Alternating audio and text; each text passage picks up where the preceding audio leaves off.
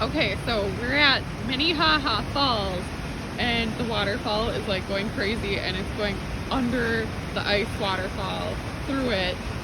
And Benny has a theory about this.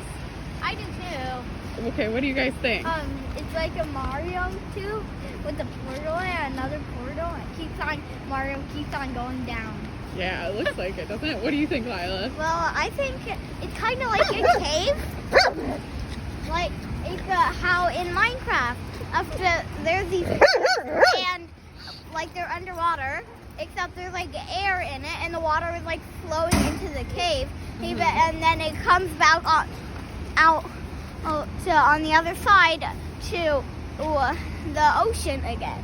Yeah, Kind of like that in Minecraft. This water will eventually go to the ocean because it joins the Mississippi and it goes all the way to the Gulf of Mexico. Yeah, also, one time in Minecraft, I was going crazy with this new V-mod.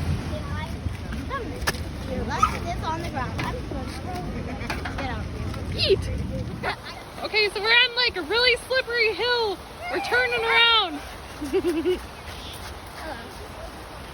No.